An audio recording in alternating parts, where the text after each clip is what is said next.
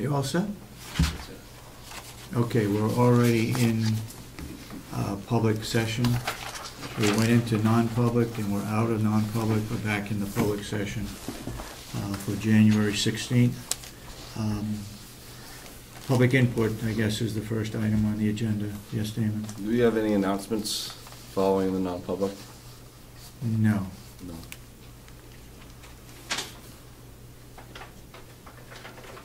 Anybody else? Mr. Brown? I didn't ask for this, but it states that you are not the administrator of the trust funds in the county. We Is that are, correct? I guess the question is trust fund. Some of these funds are not set up in a trust. They're given to the nursing home for the benefit of all the people in the nursing home, residents. We administer those funds. So if they're not, We're responsible for those funds, let's put it that way, the use of those funds. if they're not trust funds, what are they? They're just donations that were given to the nursing home for the benefit of the residents. So as example, the Doobie Fund and the Bean Fund, those are not Those are trust just funds. donations that were given for the benefit of the residents in the nursing home. Go ahead. For instance, Steve, one of the things I can remember the Doobie Fund paid for was some of the plantings out here 4 or 5 years ago. It's just to use to the benefit of the nursing home, which the taxpayers really shouldn't have to pay for, and it was left in a donation by the heirs of those folks. They're not a trust fund. So do you have a list of all these funds that are either donations or bequests? The financial officer has a list of them, yeah. There's only 2, David, and with the Bean Fund, we ran out with paying the 501c. The Bean Fund was eliminated, yes, we used There's up only those 2, funds. Steve, and we just finished. The Bean Fund paid for the registration of the 501c3. 501c3. I heard something about a Parsons Fund. A what? Parsons? All I can say is our financial officer, Kathy Geary, has a list of all those funds and they're public information. So if you want to request from her what other funds other than the Doobie Fund, there may be a Parsons Fund, but I've never heard of You it. had a handout. Oh, here. Was it not in the handout? there was a handout, And yeah. it said, I think it said Parsons and Bean. Was it? Or was it Bean? I know she put together a handout for that. Because I asked for a list of the funds, and all I got was, we're not the administrator of trust funds. But my Well, specific 91A was a complete list of all the funds, yeah, yeah, and I didn't receive that. okay. No reason why you shouldn't have. Other than that, she didn't do it apparently. I'll check with her when we go downstairs. Go ahead. David, I think Mr. Brown asked for a list of the trust funds, and there aren't any. We don't have any trusts. But we should have gone a little farther and provided them. I think he wanted to know if there are What any other other funds? donation funds, and we should have included that. Yeah. Now you're calling them foundation funds? Donation. Donation. Donation. They're not, you asked for trust funds, I believe, Steve, and there aren't any. They're donation funds, and that question should have been answered. Okay. Yeah. Anybody else? If not, then we'll go into regular public. And Jason, you're first on the agenda. Okay. Before we do that, has everybody had a chance to read the minutes Yes. from last week? You want to do the minutes first? Yes. I have on page 1, the subcommittee meeting from the sheriff, it said the 25th, and I believe it's the 24th.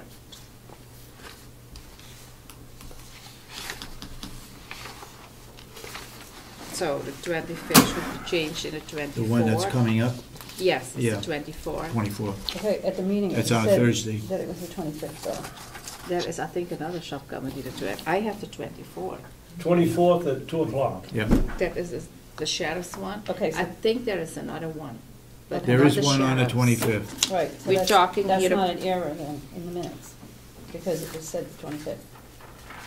Who said it? You're 25th? correct. It was an error, because I remember hearing the 25th, and when I checked, it is the 24th, so we just No, correct the it minutes. is the 24th. Yeah, yeah, so Yeah. we'll correct that. Okay, so you were correct. I think he said it Just wrong. write it in. Just, can you put it, make it the 24th? Do you have any corrections? I believe I said also the 24th. But I think up here, that was my, I only just have the one, 25th, 24th, that's all. do one correction. And wait a minute, go ahead. the last page, Daymond, it said Daymond, if you can put a O. You see, this here, this is Daymond Steer, his name is just wrong. And any commissioner has any corrections? Oh, yeah, just one. I would like to suggest on page 2, instead of talking about the 3 counties of the northern country, North change that, Country. North Country, it should be, change that to what it really is, cap. Tri-county cap, so there's no confusion. Regarding what 3 counties in the North Country can do to use resources to address the issue of cap funding. Oh, yeah. Well, now that I read the whole thing, I guess cap is already in there. Kept funding. Okay, thank you. So you want had- no change, huh? I had one change, and that is on the last page. The last page. I think, was it the last page? No, next to the last, next to the last page. Page 3. 3rd paragraph. The 2nd paragraph. This one?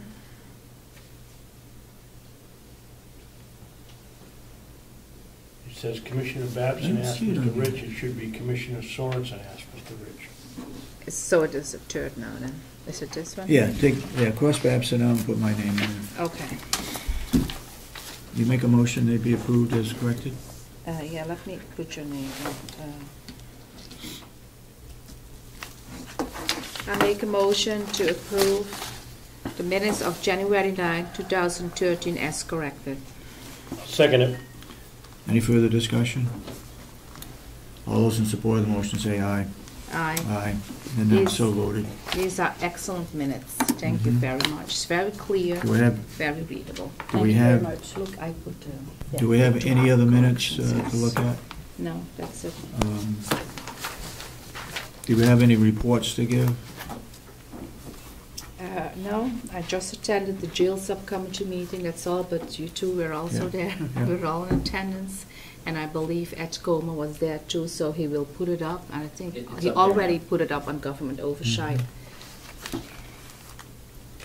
Okay. Jason, go ahead. Okay, this morning's population, we have 49 in-house, 0 weekenders, 0 out on electronic monitoring, 5 transfers, 3 pretrial release for a total population of 57. Took in 25 inmates last week, 11 were repeaters, and 23 were released. Last week, we had our superintendent's affiliate meeting. We received an update from the training group that's been designed to look at the county corrections curriculum in response to the NIC report. They presented their progress to this point. They're on track to review all the lesson plans. We're going to be making another request through the executive committee for NIC to come back out and do train the trainer for all of our instructors to credential them in accordance with NIC standards. So that you'll see that come up at the executive committee. Okay. So It comes we'll- up as the officers committee, I believe, to start with, and then it goes to the Hampshire Association of Counties, to me, is backwards. The executive committee is those 5 people from each county Okay. that are on it. The board, the officers make up the board, and they meet first, and then the executive committee meets, but to me, it's backwards, but go ahead. Okay. I'm sorry. So anyways, however that request Yeah. comes up, it's coming up. But so far, they're making good progress, and we supported their progress to this point. There's a meeting held yesterday of the committee to look at the proposed legislative changes with respect to County Corrections Authority. That board is comprised of 3 superintendents, 3 sheriffs, I believe 1 or 2 commissioners, and a county administrator. They met yesterday, I imagine at Primex, so I don't know what was discussed at that meeting. At the superintendent's affiliate, again, Superintendent White is hosting a class on crisis intervention teams. This is in response to the jails handling more and more inmates with severe mental health issues. So they're going to be doing a trainer class, and then his hope is to have his corrections staff come out to the various counties and teach crisis intervention to other correctional institutions around the state. He's offered for us to go in and look at and observe the class as it's being taught. So that's something that we'll be looking forward to attending. That's happening at the end of this month. And then the only other comment that I had was I think the meeting on Monday went well. I'm working on gathering the data that the subcommittee requested. Yeah, Mr. Babson. Thank you. Jason, the question came up the other day in the discussion. Did you say there were 18 people in the MSU unit that were able to go out, but you could only get 6 or 7? Somebody else told me that number was way too high. Is that correct? It's probably correct, yes, sir.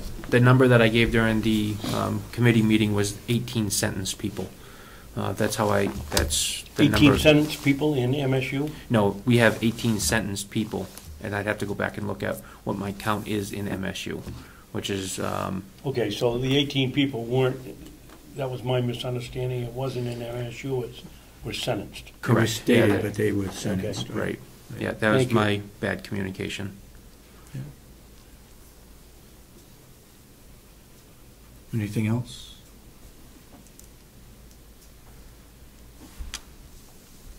Seeing no other questions. Thank you, Jason. Thank you. Thank you, Jason. It's not 9:30 yet. Okay.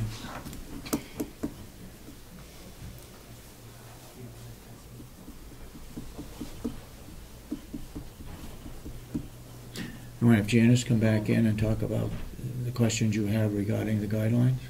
Yeah. Excuse me? Yes, please. Thank you.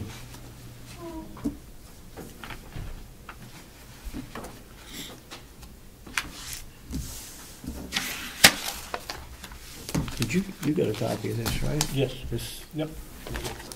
see when Neil Kirk had comments at the end.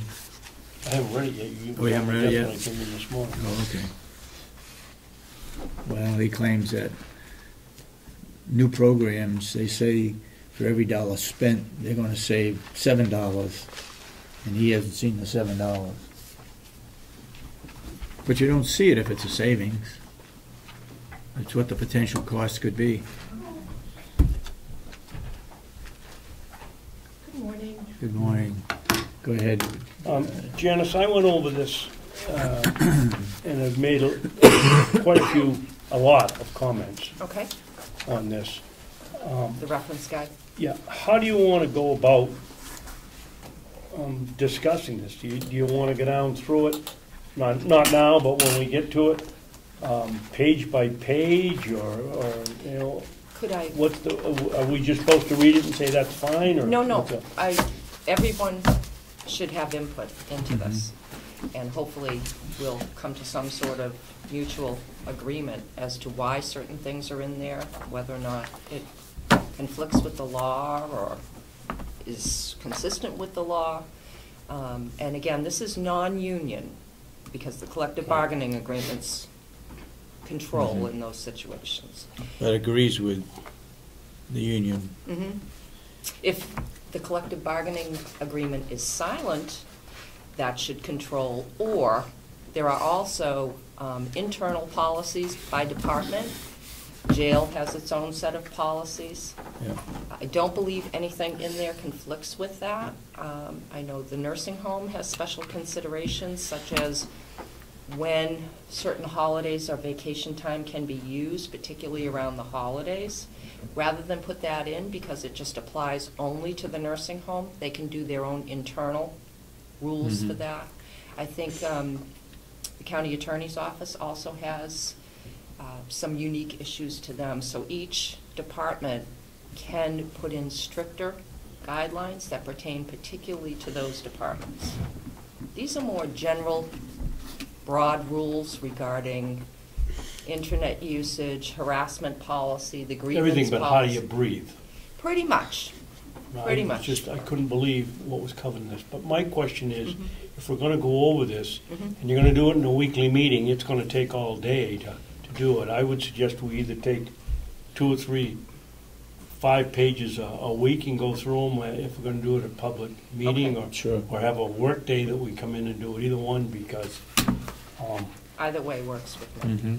yeah, I'm sure I've got quite a few corrections or questions, and I'm sure that the other two must have theirs also. To speed that up, I think we go through them each week, a certain number, but I'd also suggest that any corrections be given to her ahead of time so that we're not wasting a lot of time thinking about whether it should be or shouldn't be. Well, the question is, they're not corrections. They're, for instance, in one paragraph here, you talk about 32 hours is part-time, and then in the sentence above, they have to work 20 hours.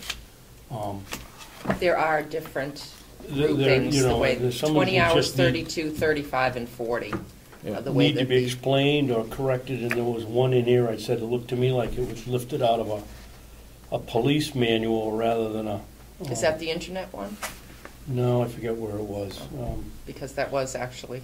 dental insurance, to collect medical insurance, you've got to work 30 hours per week, but to collect dental insurance, you only have to work 20 hours a week. Right. I mean, that's something we ought to discuss, making it the same. Those are the plan documents as they exist currently. As those things come up for renewal, we could always make changes to them, but that's as it exists right now.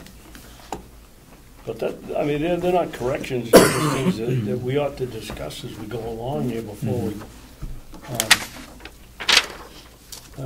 sounds like somebody else's work. Criminal or traffic stops or investigations, official agency training, calls for service, vehicle crashes and/or contacts with citizens. That sounds more like... that was supposed to be taken out. Well, it's in my copy. Okay. Well, remember I said I wasn't sure if you had the last version? What kind of copy? Because we have two. The one you gave me. We've had several versions. I know. You hadn't read it? You gave it to me. You gave me this a couple of weeks ago. Oh, no, I guess you gave it to me. I didn't give you anything. You had one, and I guess I went and got one from Jan, Asha. Yeah. Is this the latest one, the updated one? Can you check sure that? Because maybe he has the other one. I think he does. I got confused. I have a couple too, yes. You had a copy. Did you have an older copy? I have, but I think didn't you have have it the now most, with me. You have the most current. Yes, I have the current one, and I didn't bring it today. Let me double check, Commissioner Babson, and make sure. Remember, I said I'm not sure if this is the latest version. Why don't you take this copy and look if that is the updated one? I will. So we however don't you want to spend do a it, lot I of can time tell on you the all old the stuff. department heads have had input into it. It's been circulated, with the exception of the sheriff and I believe Robin Gordon said she didn't want a copy. I assumed it was for all non-union personnel, but... She has non-union there too. Yes. Has any attorney reviewed them? Yes. Oh, yeah. Who? Partially, it was reviewed by Liz Bailey in parts as they were drafted. I can also tell you that some of those are policies from different seminars that I've gone to with employment law that are put on by attorneys, and this is what's recommended, including, as I said, the internet one. That came from actually the NACO conference that we had with the gentleman who's an attorney and heads up internet crimes for Nashua, I think it is. He does the can't think of his name, but he's extremely well-known, and this draft came directly from him. Leads me, is it tomorrow that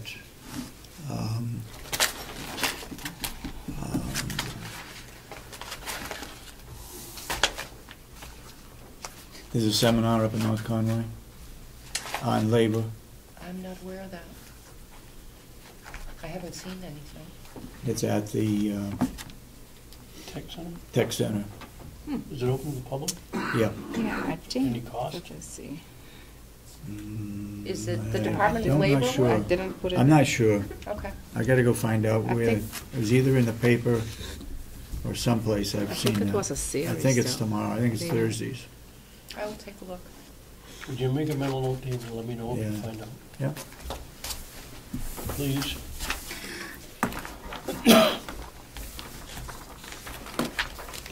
So my only question is, how are we gonna go about going over this? Are we gonna take, Well, could I take a look at what you have and make sure that you have the latest version can I first? censor it first? No need. I have thick skin.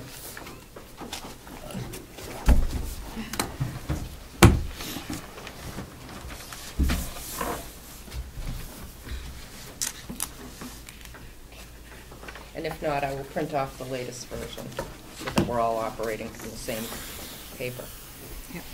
In terms of Kronos, I can tell you we're still making very, very steady progress. It is slow. It is, without a doubt, much slower than I had thought it was, because now when I'm going in, initially when this was set up, and I'm not a programmer, it wasn't set up organizationally by departments, so I have to go back into each manager, make sure that the people under them are coded properly so they can actually see those people, remove their swipe card numbers and put their employee numbers in. But I'm going to do that in stages because I want to get the first couple groups going first. I'm starting with the Registry of Deeds in the jail first.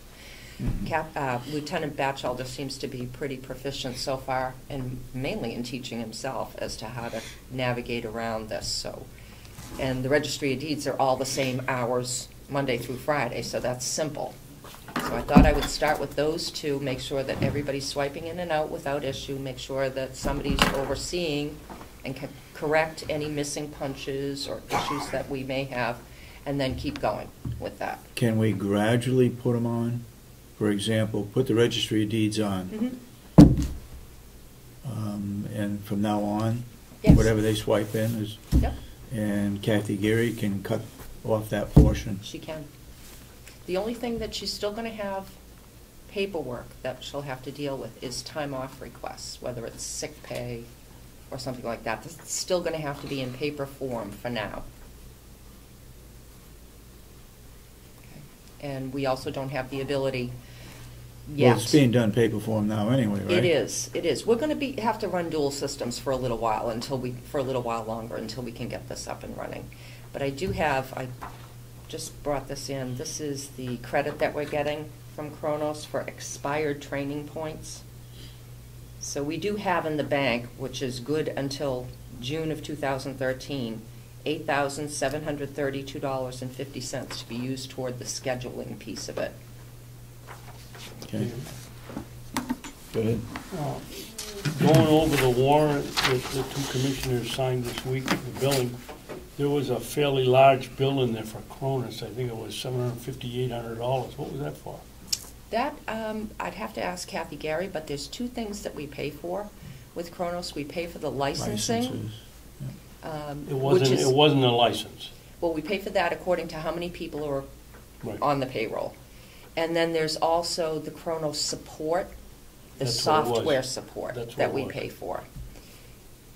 Support being what? You Yeah. call up and ask a question Support and they being- charge you, or they're sending you an update on We're some paying, of believe it or not, we're paying for support even though we're not using it because the system is not fully implemented. They're still billing us for support that we cannot use until everything's in place.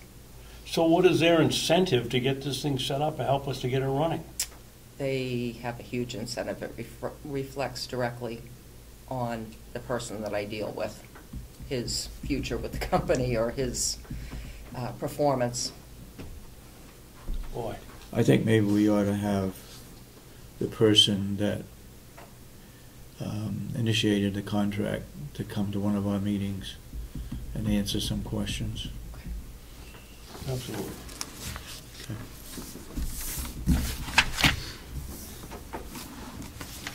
That is good news, that we're able to reactivate those points and they didn't go by the wayside so where the we point- paid for yeah. them. So the points were expired, they didn't take advantage of what they had then? We Because didn't- it was we, there. the county, did not take advantage. Yeah, the county didn't. Right. So even though they expired, they were gracious enough to Yeah. re-extend And it is extend all there, those again. it's all there, it's all been paid for. But we only have it till June. We have to have everybody functioning as of that time. Okay. Any further questions? Thank you. Okay, thank you. So what's the decision on the handbook? Can I go in and look at the latest version and go page by page and make sure you've got, this is the latest version? Okay, but I'm talking to Yeah. the chairman. Are we gonna attack it 5 pages a week, or are we gonna have a whole day work session, or what do you think? I think we ought to do it 5 pages a week.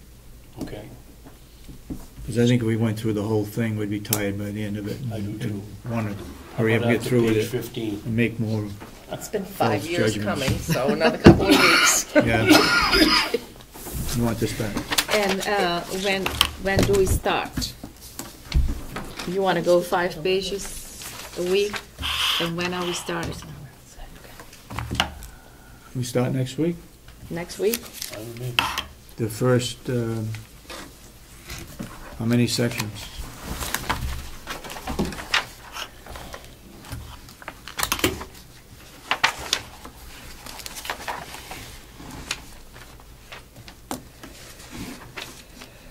How about up to including personal appearance policy?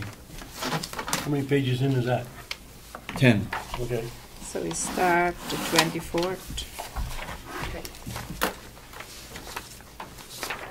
Oh, the 22nd. Actually- Wednesday, the 23rd. Yeah, let's do that. Which it isn't includes, actually that many pages, because a couple of them are blank. yeah, yeah. Code of conduct and Probably a ethics good policy right and there. personal appearance policy. Okay? Okay, All right. thank you. Thank you, Jan. Thank you. Thank you. Howie?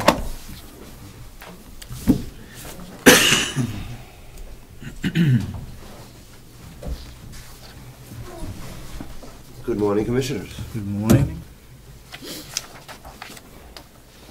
Would you like an update? Yes? Yep. We have at present a census of 100. But with that, I want to tell you a little success story.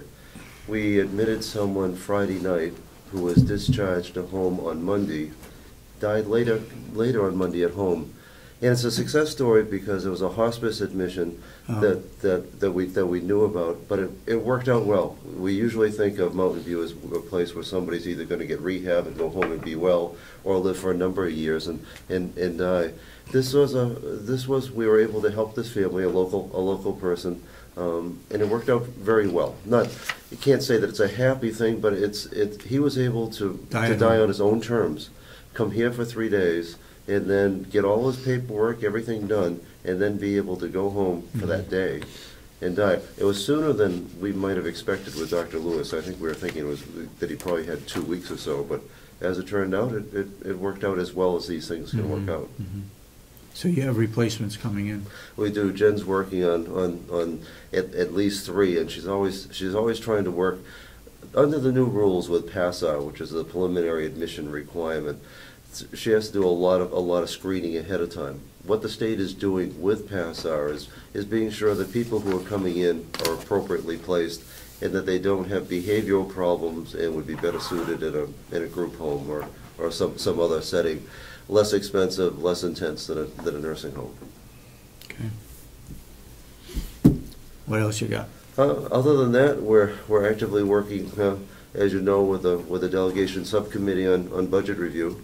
We had our first meeting with them. I think there were 2 new members to the subcommittee, and I think they got a good introduction. They didn't get a tour, but I think they have a good sense of what we're doing and how we're doing it.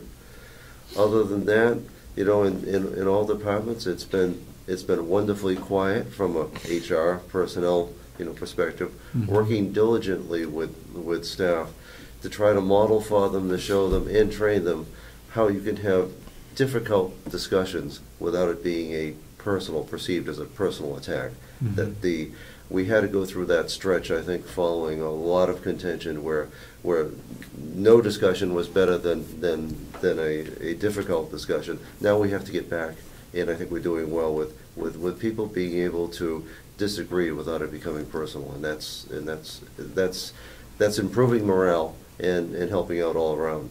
Interesting, on the morale front, something that's been interesting and very well received has been my little suggestion box. People are actually using it, both staff, family members, no residents yet, but I hope that will come. And it's another way of getting feedback about what we're doing and how we're doing it. The key to that working, though, is through a newsletter that I've started for staff, acknowledging the actual suggestions, complaints in some cases, and concerns, so that they have a real sense that it's transparent. It's never identified to the extent that it would identify who's making the concern, but it's letting them know that they can disagree with impunity, that someone who disagrees is going to be welcomed and encouraged and certainly not punished. Okay. My suggestion box can probably be taken down. Do you have one? There's one over there, yeah. Where? I'm not sure where it is right now. Sounds like it might have been behind a door somewhere. I guess so. You haven't seen it. I haven't seen it. I'm not sure where it is. Lori put it over there, and periodically we do get suggestions, comments, complaints. Only one or two is there a name actually signed, so you can follow up on it. The problem is they can give you something that somebody's getting paid and they shouldn't be getting paid, but you don't know who those people are. So how do you follow up on it? You know, that's just an example. It's frustrating. No, Yeah. they're writing the names, but they don't write maybe their own name. Well, they don't But write they anybody's will, they name. will write the name who's getting overpaid, and so you can still look into it, but you don't know who the person is who gives that information. And there is a minor concern that issue has been raised, and I know that Becky's been working with Kathy Gary to see that we can build in the systems. What's happening with people being overpaid is that on occasion getting paid, people who don't have hours in their benefit bank for sick time or vacation will be paid even though they don't. I think there's been a lot made of it. Near as I could tell, when we try to identify the number of times, number of people, and the actual number of hours, it's relatively minor. I don't think there's any sense that it's an accident and a mistake. But we're trying to tighten up the system from our end. So that I'll Kathy, take it up with this end. So that Kathy won't get anything but what it's either approved or not approved. Yep. Okay, go ahead. Can I quiz him for a while? Go ahead. I'm in the hot seat. He's not on trial. How are we coming along with Jennifer and the policy of entrance into the nursing home? Well, it took a big step forward yesterday and today, because what I realized that what we're talking about with that admission policy is really defining the mission of the whole organization. So yesterday I researched all the other county homes to find out what they had for mission statements, and there's pitiful little. So did write a new one, met with staff this morning to find out what had been in place before.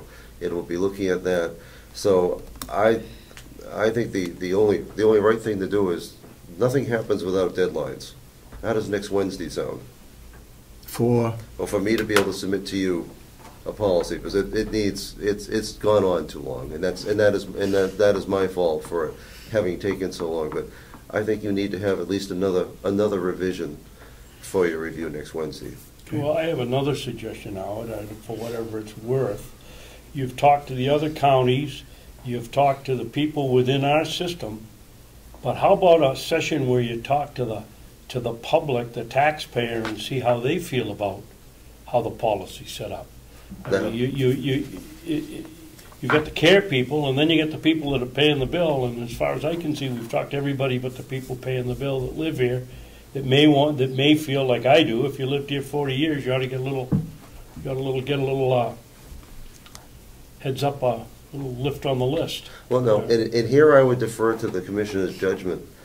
Sometimes, it's been my experience with the public, if you go in with something wide open, you get something that's wide open and hard to nail down. I always assumed that whatever I gave to you, you would then decide whether to open it up for other opinion for modification.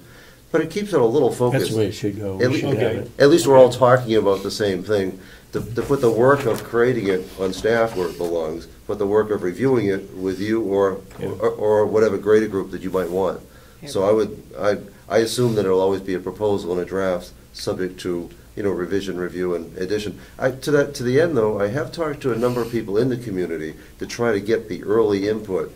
And it's changed my thoughts about that early one that I gave you that I think is a little over-engineered and didn't emphasize enough the immediate need-based rather than the technical requirement part. So the early feedback is that I think we're going to be able to simplify this, but I hope meet the expectations of both public and commissioners. Okay, thank you. I'm glad you're working on it. What is this virtually eliminated overhead paging? What's happened there? Oh, when you're in, it's a speaker system it's irritating and aggravating and it's very unhomelike. Does it come on if you want Mary Smith? Does it go on the whole building? You're looking for Mary Smith? The whole building. Or does it go just to where Mary Smith's neighborhood is? Oh no, it goes everywhere and it goes loudly. It interrupts. And the commissioners have been very good about paying for and having in place a wonderful pager system. So it's just, if people, there's a tendency for us all to take the easy way. Well, the pager will do you no good if it's sitting on your desk and not on your belt. We now have virtually eliminated. Now our staff are wonderful. But when somebody calls in and they always say it's an emergency, the lab has an emergency. Well, no, it's not quite an emergency. So we just have to arrange for staff to know that they can put it through to voicemail or to pager. But we go days at a time without an overhead page now. But it creates a much more home-like environment. Okay, very good. And the last question is, can you talk a little bit about the reduction in the use of agency staffing? I can remember, oh my goodness, it must have been 4 or 5 or 6 years ago, we were paying $750,000 for agency. Then it went down to $306,000, and there were some members of the delegation that felt that was too high, and this year you've budgeted for about less than $250,000. I'd say you're doing an excellent job, and how is that coming along? We want to get it down to zero. Well, that'll never happen, but make it a goal. Well, no. If we have enough it will. available people. No, it's an interesting part about quality. If you set any other goal other than perfection, you'll get something less than perfection. We can go without agency. The problem with agency is hiring outside people in at outrageous rates, and not only that, you don't get more, you don't get better, you get worse, and you create a morale problem. Because think if you're working there at $10 an hour, and this person's coming in who you're paying, who the agency is receiving $40 or $50 an hour, and that person doesn't know where anything is, doesn't know how to do anything. You're getting $10 and training them to get exactly. 50. So, but now it won't drive costs away completely, but we want to get rid. And Becky is doing a wonderful job. And so that in the last month, I don't know that we've used any agency in the last month. Wow. I haven't been called on any anyway. No, but what we have been using, because we do have to use some overtime, which is still less expensive, and per diems, which are still less expensive still. So we do have, we had a CQI meeting yesterday, and we have what I consider, what feels to be a higher call-out rate than we should have. And the first thing that CQI does is to test that feeling. So now we're going to start keeping track so that we can find out we need to find a system that rewards people for doing the right thing and not try to punish them for doing the wrong thing. So the real solution to agency overtime and per diems is to have fewer people calling out so that we don't need to have unscheduled absences. We do have a procedural thing that we want to take up when we renegotiate the union contract. We have essentially emergency personal days that can be used with no notice. And what we want to try to get, we're not trying to take anything away from our staff in terms of the time they have, but to the degree that we can limit unscheduled absences, we're all better off. So, but we've taken the first step with not quite closing the door on agency, but almost. So we're very optimistic, and we're looking to develop a more organized and trained pool of per diems, and also to be able to convert some of our. We also have a program where we give an incentive to people who sign up for extra time at the last minute, but it hasn't always turned into the last minute. We want to get people onto a schedule, and Becky is working diligently, and I'm working with her on that. But Becky has taken the lead in pushing that. It's going very well.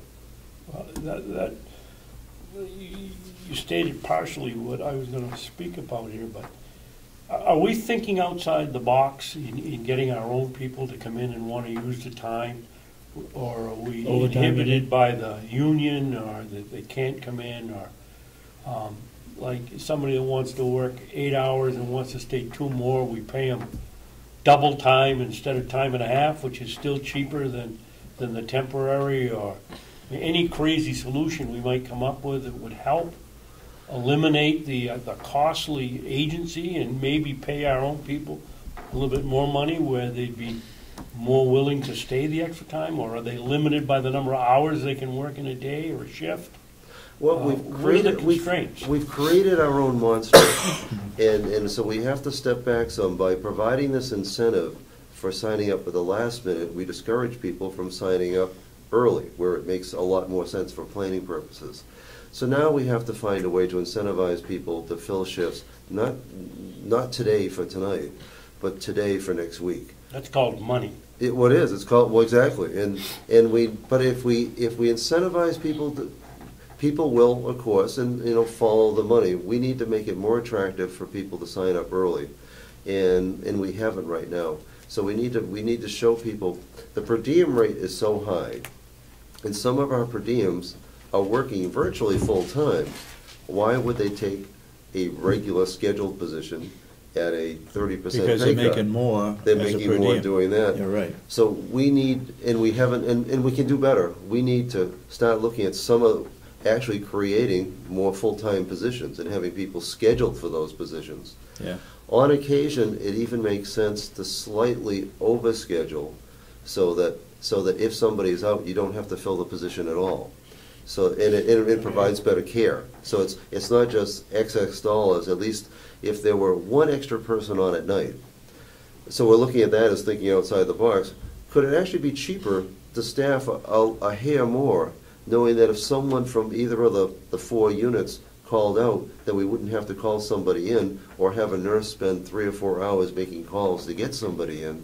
It could well be cheaper and better, and better care not to have to do that. So I know Becky's exploring that option as well. Good. One of the limitations, isn't it, either on weekends or at night, not having an RN? We only have one RN on at night? No, we have 4 nurses, RN or LPN, 1 supervisor.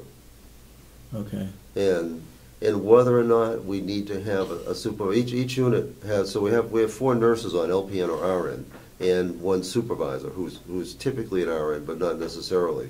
Whether or not that's needed all the time is something that Becky's evaluating.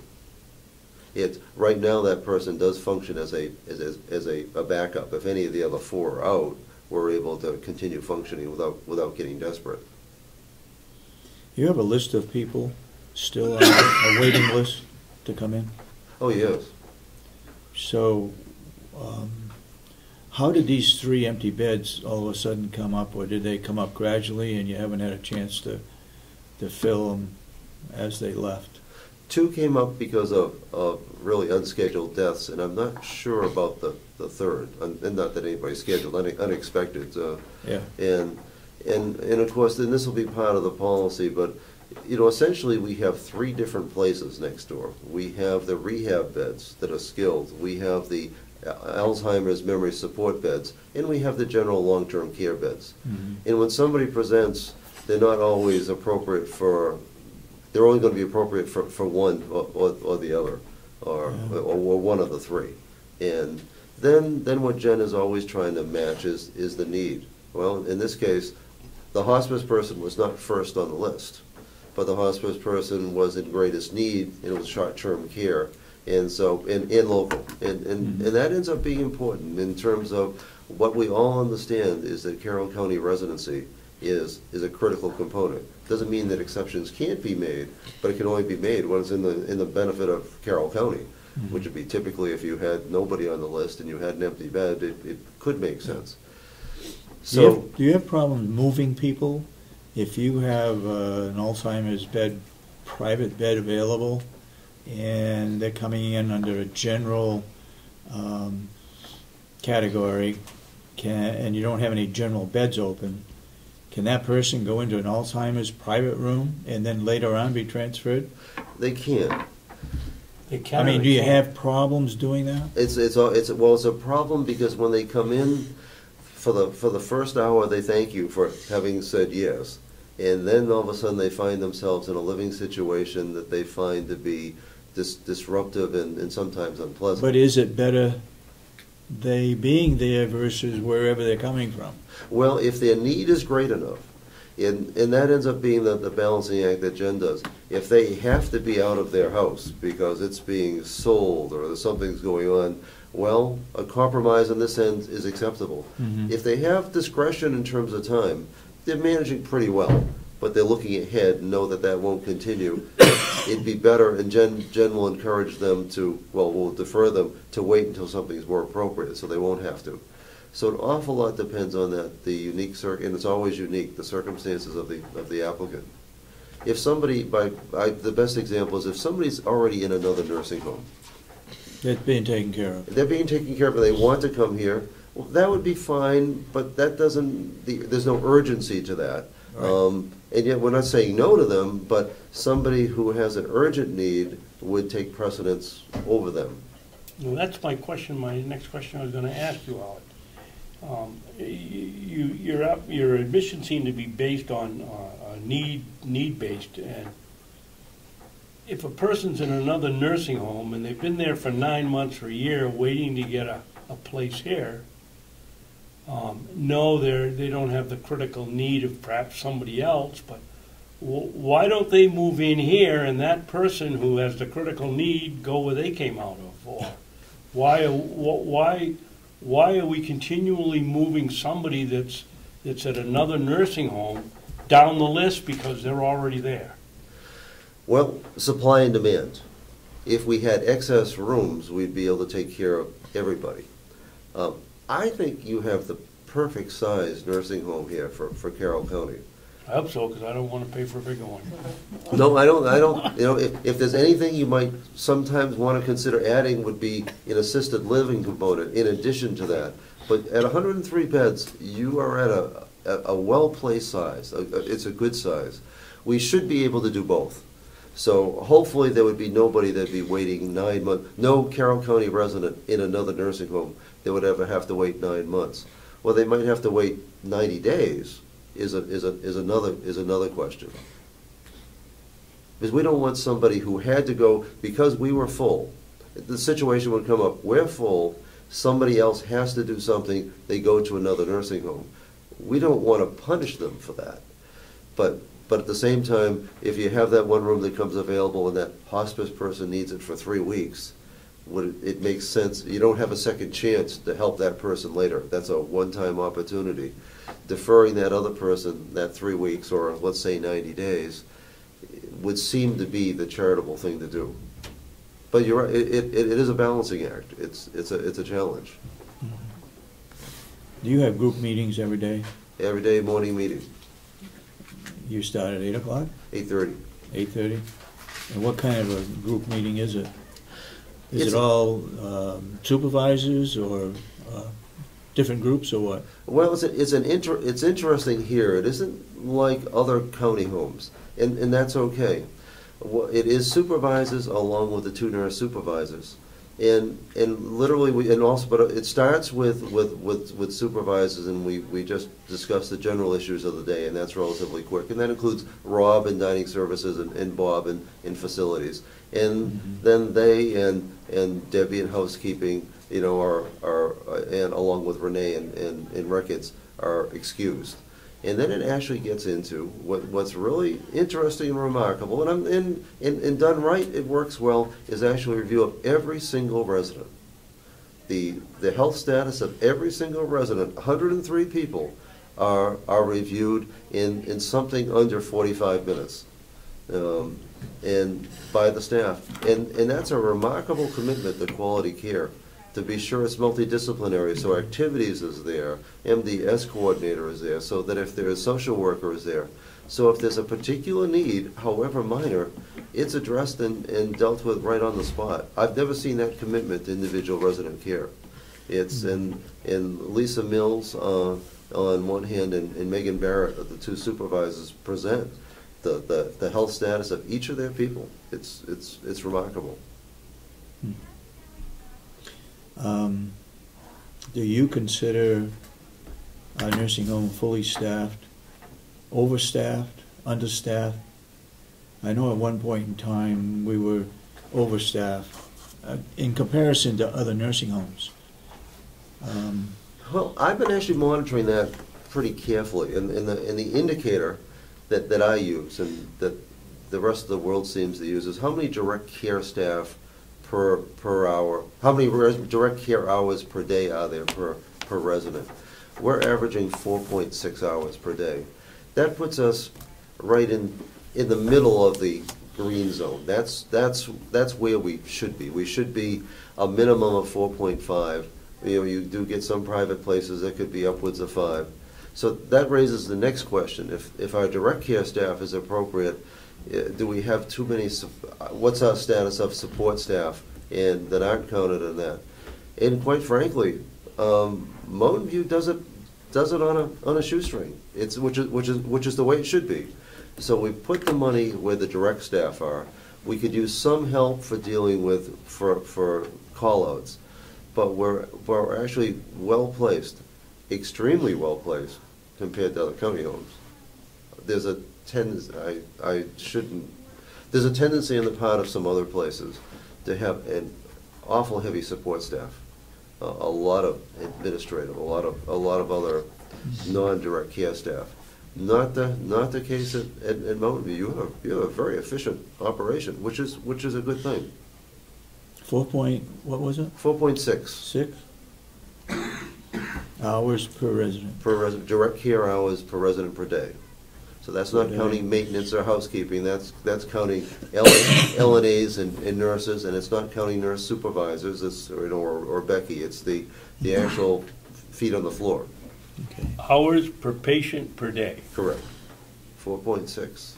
I thought you said 4.5, but I'll No, give you... 4.5 is what the outside world would consider to be the minimum of being good, and we exceed that slightly. And what is the 4.6? The 4.6 is better. That's more hours. Is ours? That's ours. Okay, then what was the 4.1? Oh, there was no No. 4.1. 5. 4.5 is considered by many to be the minimum for being excellent.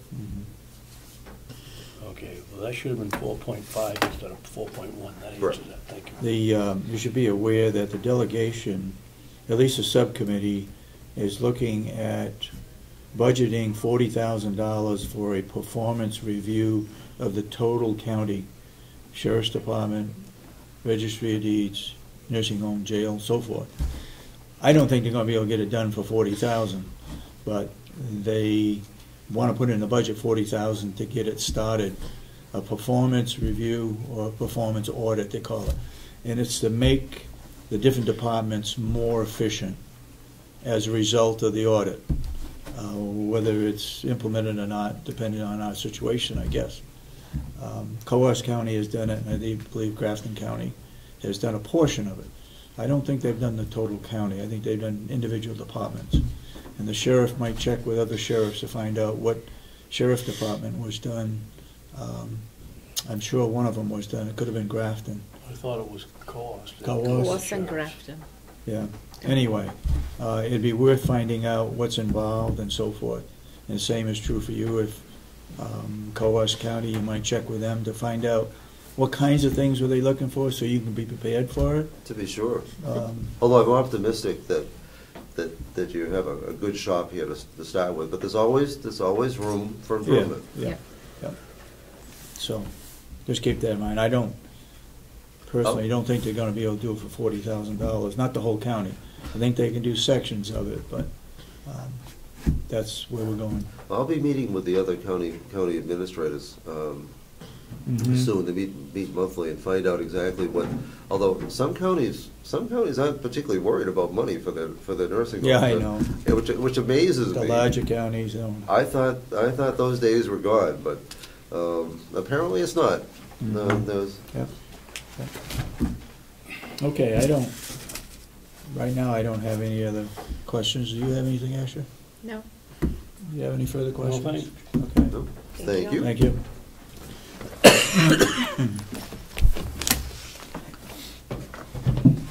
Janice Sullivan has already been in. I'd open it up for any public comments. Daymond? So we're going to do a work session after the non-public? Yeah, you can stay. It's just a case where the public doesn't have any input. It's open. There's no way to do that so we don't have a lag time between the work session and this non-public creates a gap between the regular meeting and the work session. I'm wondering if there's any way to fix that. Did I say non-public? Just No, for we're not. now. We have no non-public. We have no non-public. There's no coming up. non-public after No. this? Okay. This is public comment time. Right, I And then understand. we'll go into This work is- session. Then you're going to We work have the session? agenda. Okay. She is not coming into non-public, so Right. you Okay. have to take that out. Okay, never mind. And But one of what my I'm- items for discussion was today was how to make it more flexible so we don't have you people sitting out in the corridor while we conduct non-public business. Thank you. Maybe we have to shift it around every week and just notice that there'll be a discussion period during the day, during the meeting. I'm wondering why we just can't make the meetings longer. Why we need a separate work session. That just was not clear to me. The idea of the separate work session is that the three commissioners can talk about things that may be happening now or we should be looking at for the future. And it's, the three of us have a chance to talk. I have another answer to that. Go ahead. We have to do it, Daymond, because we can't hold a private meeting downstairs. We have to conduct our business in the open, and so we're gonna do it in a discussion center here rather than locking you out downstairs like was done a long time ago. No, that's This is preferable. to help you. You can sit here and take your notes all day long and you'll be all set. And it's preferable. What I'm saying is, if you just stuck something on the agenda that said new business, and then put it at the end and have your work session, then there's no need for creating a whole second category, a whole second meeting. Okay. And it's just an idea. I'm trying to understand why it's a whole separate thing. All right. Change the subject. Anybody else got any public input? Sheriff, you have something, you're here. I know you said you would be coming in periodically. Do you have anything that you want to discuss? Give you the stats of the first week of office as far as dispatch and what they've handled and their deputies have handled during that week. Thank you. Excuse for me, overview. Sheriff, I didn't get this sheet is The first one. calculation of calls that you took? Yes, is for communications, what went through their department. And that would include all the fire, EMS, and police in the county that they handle the calls. And the second page is just the breakup of calls that the sheriff's office handled, the deputies. Well, let me make sure I get this straight. This sheet, Is- all those figures on this sheet don't add up to 991. I This don't sheet believe. here is communications, yes, they do. This is There dispatch. you got serve civil is 52. No. And we're at 86, and other than that, they're all small. Now it's 77, 89. Okay, it I could. don't It could.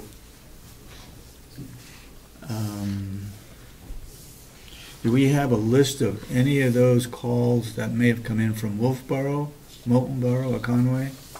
No, we can get that, we can break it up by towns on the, I would just like to System, say yes. that, I'd like to be able to say that we do have calls from those three towns, even though they have their own dispatch facility.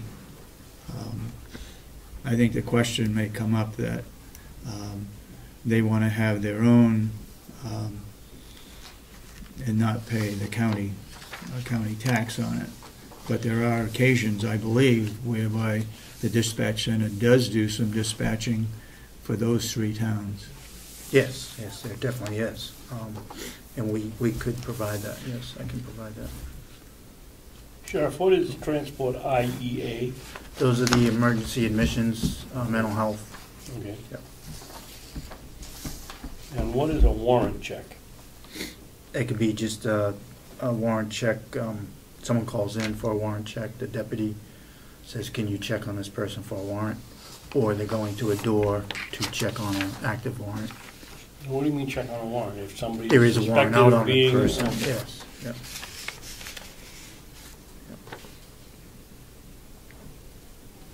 Were you involved, was the sheriff's department involved in a stolen vehicle recently here in Conway?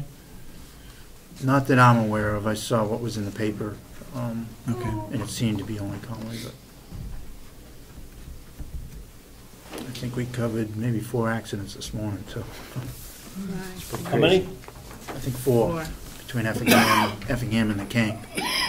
Really? Not south. Wow. I know Yeah, Madison it had is. one on 16 It also. is slippery.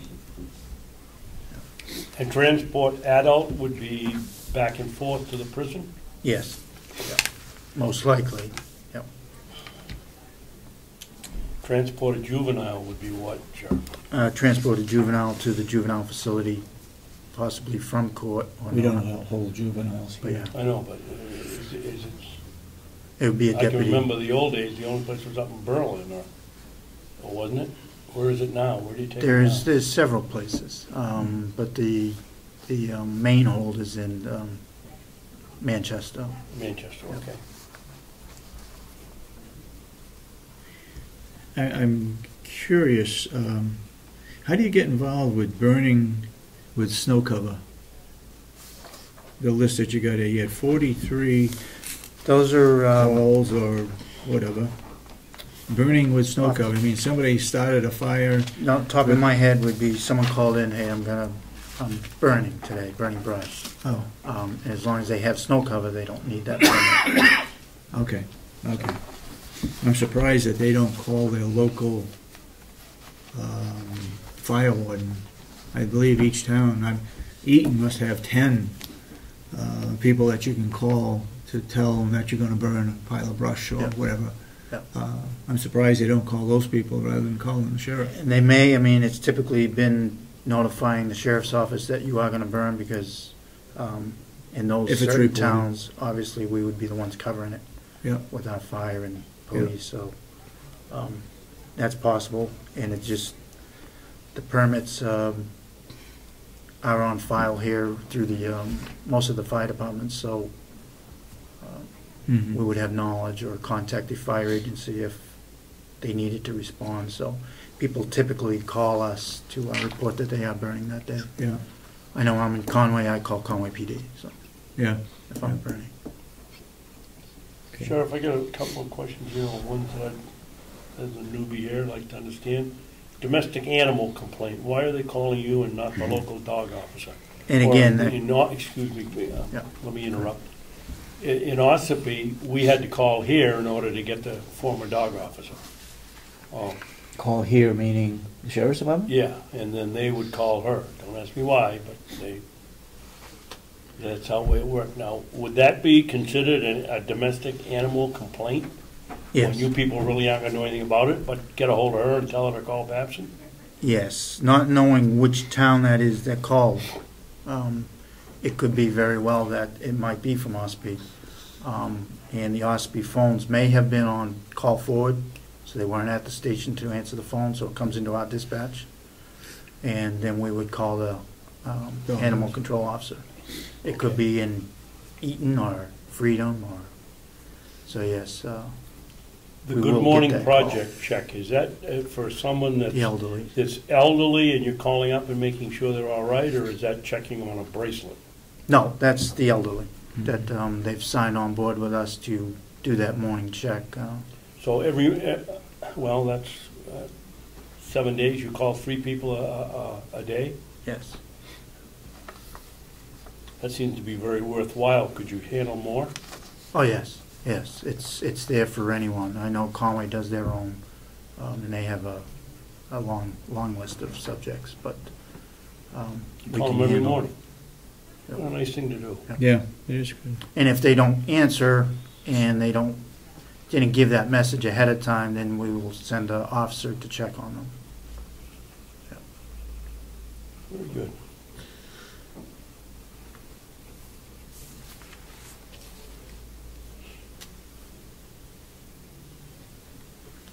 Are you doing any, under motor vehicle stop, you have radar guns, so Yes. you can stop people who are speeding On the marked cruisers, yes. on the marked cruisers? Yes. How many cruisers we are not marked? There's, well, including mine, I believe it's 3. 3? Yeah, Yeah. yeah. And they're One not being marked the because... SUV detectives. They're detectives is what those unmarked are. So you can't do a radar check unless your vehicle's... No, you can. marked? We don't have those extra units, radar units. I remember, I think I was the last one that did a grant for radar units. I think we got 5 at that point. Mhm.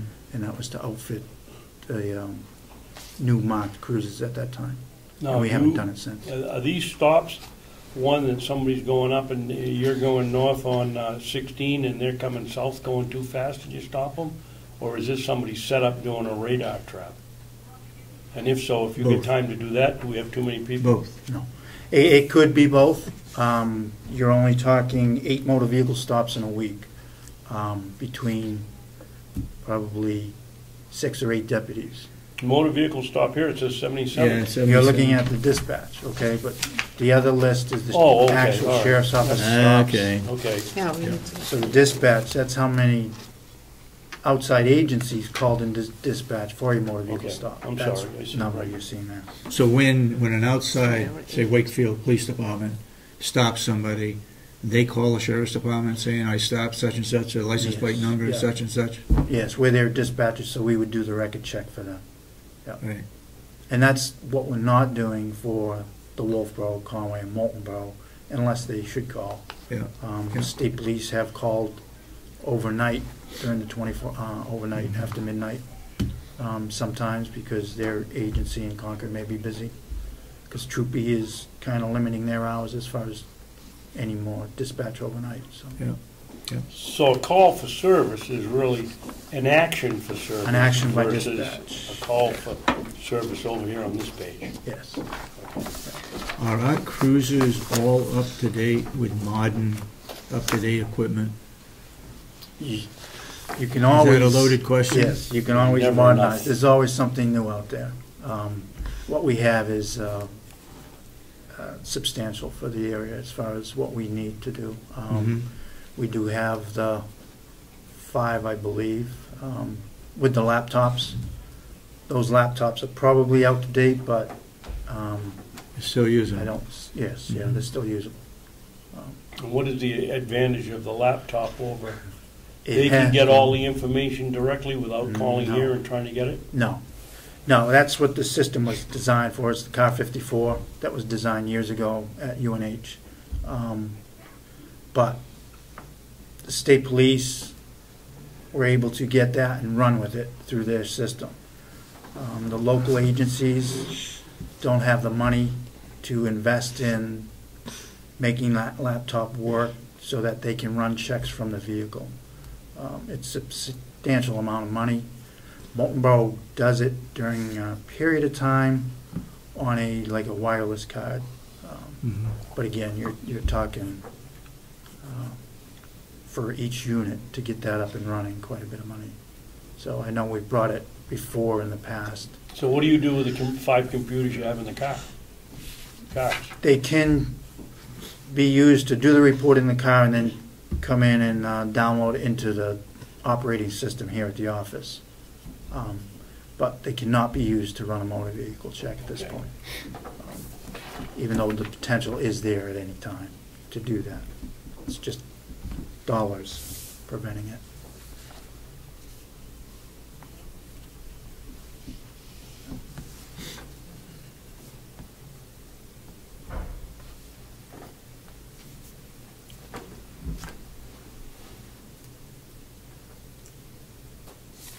So I'm not sure if you want, this is too much info, or? No, it's good, No, it's good. yeah.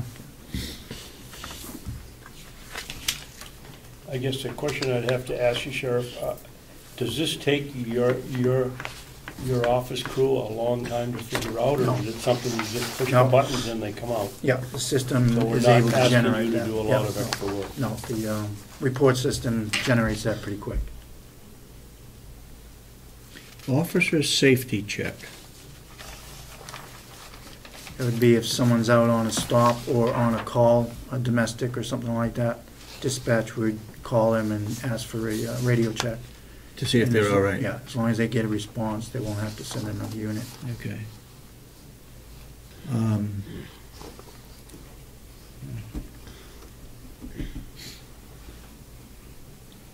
Okay, anybody else got any questions? Yeah, I do. Go ahead. What is a welfare check? That would I be, mean, I usually know what a welfare check, that's the one that comes through the mail. Yeah, What's no, that? it's not What's that. What's in the sheriff's department? if someone does call up, a citizen is concerned about another citizen, that they haven't heard from them for a week, if we could go check So on them. it's or another really an department. extension of the Good Morning Project, except you're. Yeah, it could come in at any your time. neighbor's doing it Yeah. and checking. Good, good, Good information. excellent. Some What of is this, a radio announcement? It'd be if a fire department has an announcement that either their truck's out of line, or there's a funeral somewhere, or it could be any type of announcement like that. I don't get it. No, Tom. What do you mean? They would broadcast that over the radio on The the car 5 dispatch. is gonna go to a funeral instead of being working? No, not a car, it would be a area dispatch for Carroll County EMS and police that, I guess right off the hand would be the chief that was killed, that they would announce that Oh, okay. publicly to all, Okay. broadcast it to the agencies in case they wanted to go. Or it could be that Engine 5 in Ossipee is out of service. Okay. when, let's say Ossipee has a tremendous fire, house fire, is Ossipee chief responsible for calling in other towns, or do you do that? It's automatic. Yeah, those fire calls are automatic that if they call, they will ask for assistance right off. Yeah, Or they'll also stage other agencies, departments, when they leave their station house. yep. Somebody comes in to cover. Tamworth may cover the Ossipee Fire Station, and they'll send a truck down to So that do they do station. that? Does the chief It's all of automatic. Ossipee do that? All automatic, It's all automatic. yeah. Yeah. It's very rare that one fire agency covers the fire alone. Okay. Anybody got any further questions?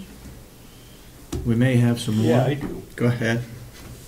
I'm just noticing here, in the week you had untimely or unattended death, 4? Yes, yeah. And that would probably include that, the nursing home director was talking about. That could possibly be one of them. So instead of calling the funeral home, they call you? They have to notify the sheriff of any death in Carroll County. Really? It's by law, yeah. No matter what the situation is? Yeah. Interesting, thank you. And that would, and then the ME would be contacted for any death in Carroll County. And then they choose whether to go to it or not. That on an expected death like that, the ME probably did not respond. Because it was So, maybe expected. so somebody calls up and they had somebody that's been ill in their home for 6 months and they finally passed away. They call the sheriff. Yes. You send somebody out to make sure the person's Yeah, dead? the police are probably gonna get notified in a local town. And they may respond or not, depending on the situation. Mostly, likely, they would stop and check, just to rule out any suspicion at all. And that's usually the proper response. Well, these are things you don't even think about. So, I have a go quick ahead. question. Are these statistics available to the public? Yes, yeah. So there would be something that you would want me to include in the minutes You mean they'll, the they'll attachment? appear in the annual report. as an I'm attachment? sure. Yes. Why would you staple them to one copy that Laurie keeps in her folder downstairs?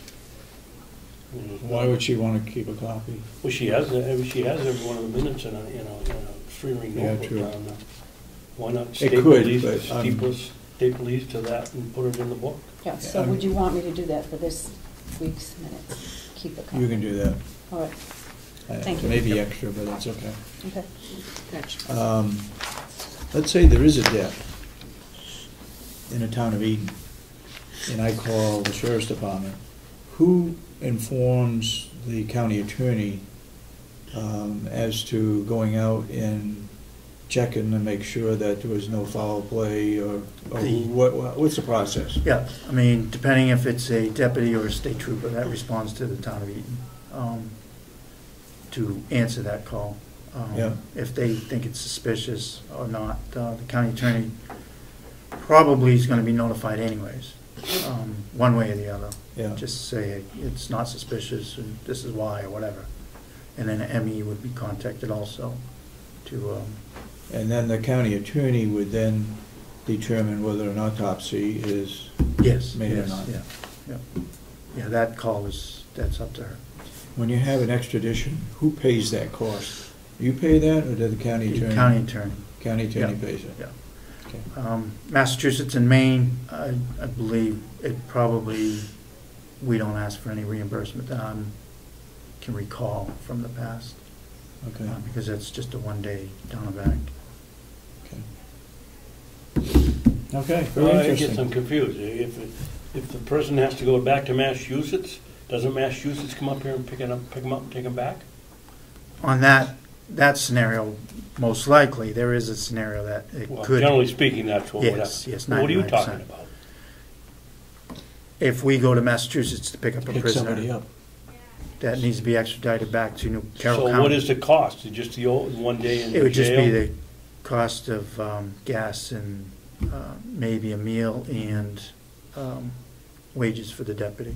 But I believe Well, I thought we- you meant you paid take that. Massachusetts, Oh, or no, you no, no. paid No. Maine? Yeah. Oh, okay. Most likely the scenario that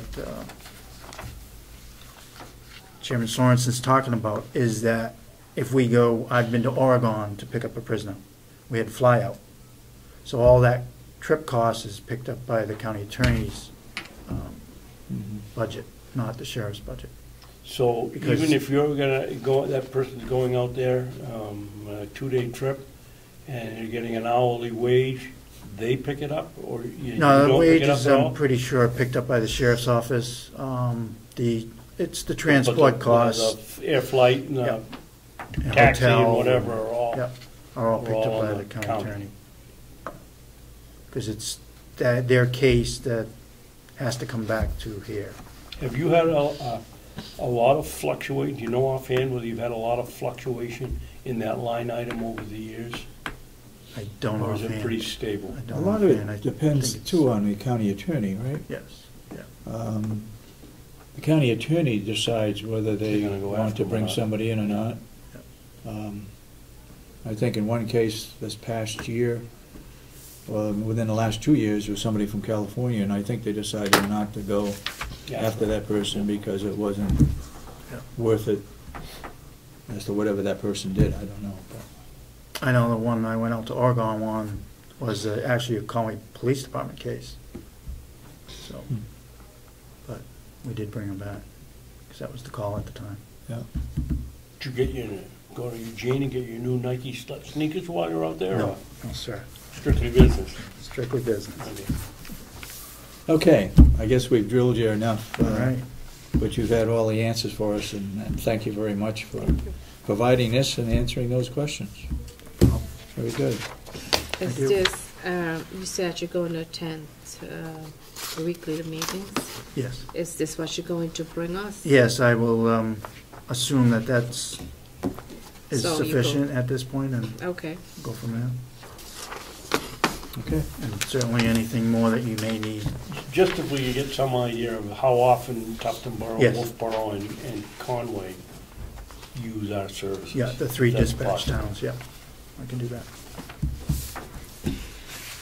Mr. Brown, go ahead. I asked last week and weren't sure that individual that the sheriff introduced as assistant, is that a new position? And is there a different pay rate for that, or?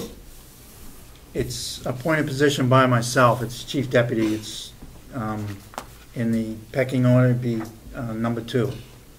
The lieutenant is still a lieutenant at number 3. The job category's gonna be changing around as far as what each of them are responsible for. But it's a part-time position at this point, will remain a part-time position. Excuse me, the number 2 is a part-time position? Yes. Yeah. He is Yeah, I didn't certified, realize that. he has full arrest powers, just like I do. But he will be in uniform, he is in uniform, and can do anything that any deputy can do. Why is he part-time? He's retired also, but that's one of the Well, I guess my reasons. question is, does he come in and take over when you're not here? Or are you Yeah, both working he here would at he the would same be time? second in charge, yeah. He's the chief deputy. Is he paid by the hour, or is he paid by salary? He's paid by the hour at this point, and that's something we're working with the budget committee on as far as it may become a salary type position. Should be salary. Yeah. And as a part-time person, he's not getting any benefits. No benefits, no. Because he's retired, he's getting benefits on the other side. We had the same If he situation chooses, right. with the jail. We hired back somebody who had retired and didn't have to pay the benefits. Go ahead. I remember back a few years ago, David Myers was number 2, right? Yep. And so when Myers left, that position sort of went away, and then Mike moved up to number 2.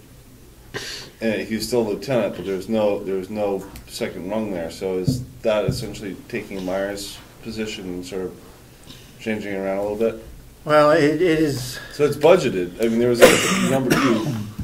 It is budgeted. I mean, we've had titles, 3 chief deputies in the 21 years in my police history here in the county. There were 2 titled chief deputies before Richard Young. John Hebert was number 2 as a captain. And Dave Myers was lieutenant, became a captain at number 2. Mike Santuccio was number 2 as a lieutenant. So it's the sheriff's Discretion. call as Yeah. far as how he wants to use that position. And around the state, there's a couple other chief deputies, and there's a couple other captains or majors, so each organization is made up a little different around the state. So Mr. Brown. this position is already budgeted for? There is money in the budget for it. Sheriff Conley had positions that I don't have now. That money was being used in that way to pay those salaries. So it's money moved around as far as salary wise. So will this have to be approved by this position, or this salary have to be approved by the delegation? All In this the, upcoming budget process? all the money has to be approved by the delegation. Following up with Mr. Brown's question, I just understood you to say that Sheriff Conley had different positions that you have? He had different, throughout the agency, he had different people in different positions. So you get elected one and being get the sworn in prosecutor. January, You can and you change come them. in here and change all these positions around? Yes. He has that power and Yes. I authority. know you have the authority, but that's how you did it? Yeah, like the prosecutor, this was basically his last week. We weighed him out. He turned over the prosecution to Lieutenant Santuccio and a couple deputies that have that experience. And this generates the money to fund a Yes, new position. yeah, that's one of the portions you. of it, and there are other positions. So what is the title from your second in Chief command? Deputy. Just Chief Deputy, okay. Okay, go ahead. And he was formerly the chief of Sandwich. He was formerly the chief of Marlboro and the chief of Sandwich, and he was formerly a deputy at one point too. Okay, Ed. So he, okay. Is he a new hire? He's a new hire under Was he- me. Oh, okay, under you, okay. Yeah. So he was not working before in the sheriff's No. department? Oh, okay. Go ahead, Ed. In the sheriff's department, is there a requirement to take a course on the Constitution? Like, do your deputies learn about the Constitution before or during their? Yeah, I mean, during the academy, you have a period of constitutional law during the academy and the law package. What about legislative updates on state law? Do they get reviews or information about that? Yes, I know I've gotten a few emails at this point as the laws are coming out to update the sheriffs, and then the sheriffs meet through the association themselves and talk about and discuss those laws. So yes, and then they decide whether to support some or none, or ignore some or whatever. Yep. So we do get the updates. Thank you. You got a further question? No? No. Okay. Thank you. Thank you. Thank you. Thank you.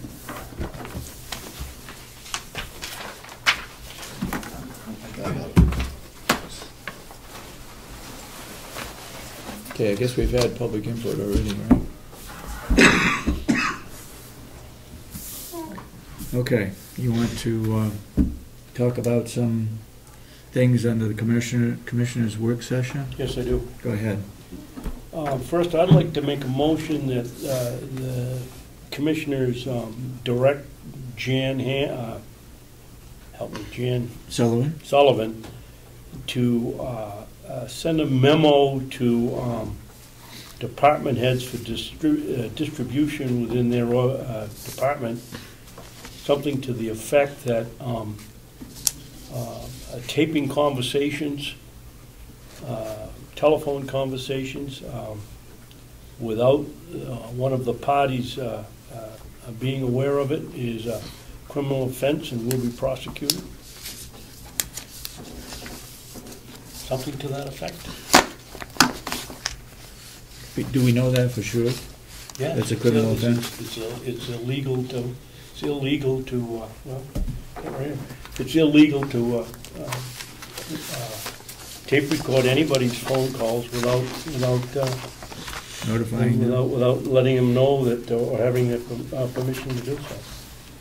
So you're talking about recording phone calls? What do you mean? If somebody called If there's an the investigation, department,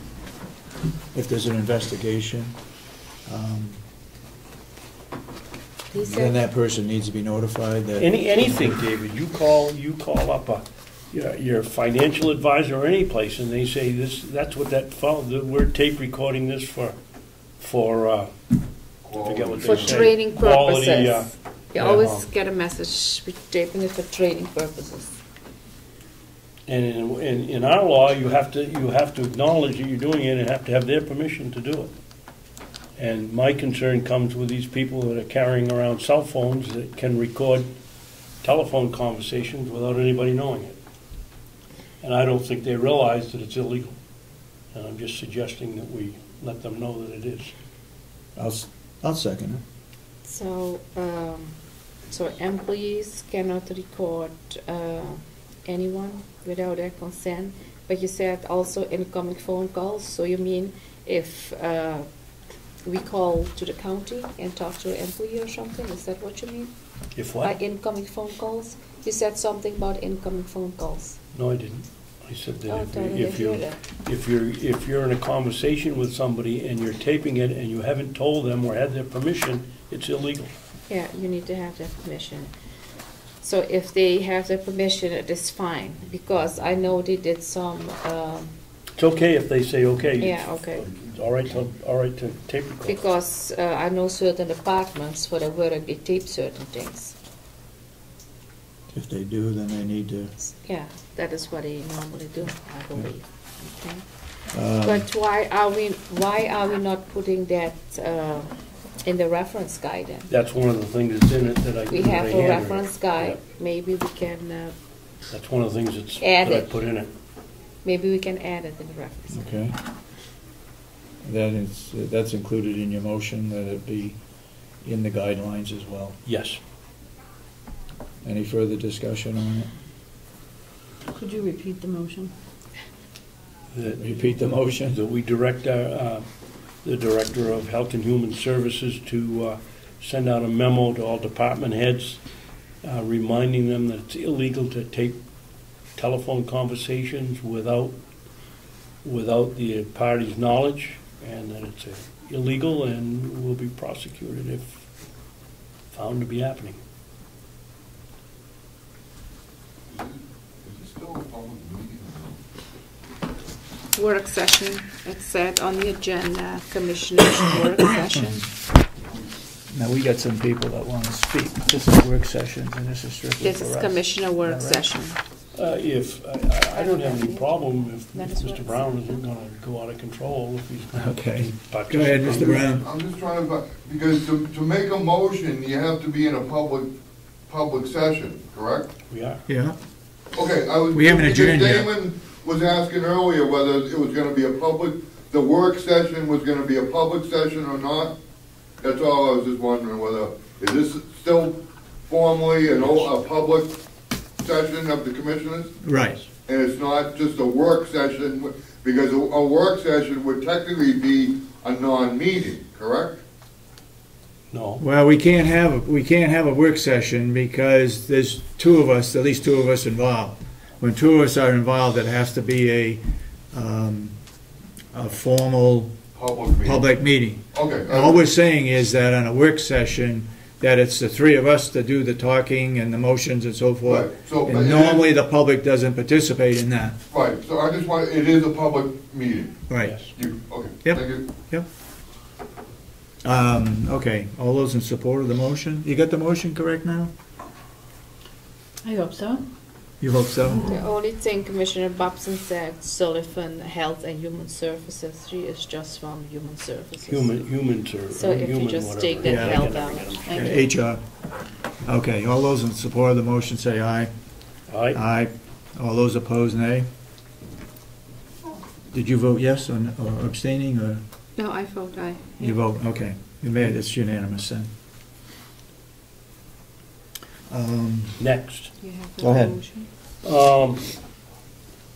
The boiler contract, the Yeah. implementation of the system when it got here. Yeah. We paid $350,000 to hook it up, I believe, or $375, something like that. Mm-hmm. Where is that contract, and how do I get a chance to look at it? Bonapage and Stone should have that, I believe. We don't have a copy of it? I would hope we do. We probably have a copy of it. Okay. The next, Yeah? I would like to make a motion that we open up the investigative reports of the grievances that we've had over the last, I don't know how long, it's been a year. And if someone would second it for discussion, I would be more than glad to say why I feel that they ought to be opened up. What investigative report do you want to open up? Any? Any of them. So any investigative report, In which the county is either investigated or the county is paid to have investigated. so we have to, how many investigations do we have in the county? How far back do you want to go? Well, so Well, that okay. was just four. He's made the motion, we need a second to discuss it. Right. And what kind of report do you want to open? Well, we need a second to do it. Because if it is attorney-client privilege, you cannot just open it. You cannot That's just vote for it. true, we're not talking about, You cannot just vote for it to open it. Is it also about you want to open a Thompson settlement? It was against the commissioner. Did you hire somebody to investigate it? Yeah. Mr. Chairman, Are we that's going to discussion open of the it? motion. Yes, that's a discussion and a motion. I don't support it, but I'd like to know your reasons why, so I would second the motion, but I will not support it because of attorney's recommendations that we do not release those investigations. So it's seconded. Go ahead with your reasoning for it. Okay, my first reason is the county taxpayers paid somewhere in the vicinity of 49,000 or 40,000 for at least 2 investigations, and since we've hired a human resource person, that's been cut down. And I think as a result of that, that the taxpayer has a right to know what the outcome of these investigations are. I'd love to see the whole report, and believe me, I haven't seen anything as a newbie here. I'm not aware of any of them. But at the very least, I would settle for the summary statement with names redacted out of it that might cause somebody a problem. How do you know if there's a summary statement? Huh? How do you know if there's a summary statement? Because Commissioner Sorensen has many times at these meetings talked about just opening up the summary. There is a summary to them, but in many cases, the summary does talk about the names of people. And that's well recorded here on tape. I didn't let out any information from a non-public meeting. Oh, yeah. And the second thing is, I don't believe that client privilege holds any water. If Commissioner Kenney had hired a lawyer for her investigation, certainly what she and her lawyer have to say would be client privilege. This lawyer was hired by the board representing the taxpayers, and therefore I don't believe client privilege holds any water. Plus, the 91A says that public elected officials are not protected by the right to know law. And I think it's time that we move forward on this and let the public know who hasn't done the job, or who has done the job, or who's costing us money, or who isn't costing us money. And I would like to see this motion passed. So also discussion. Go ahead. You're right, the 91A doesn't protect elected officials. But attorney-client doesn't fall under the 91A. It's not subjective. There was an attorney hired by the board, but the attorney didn't give the report to the board.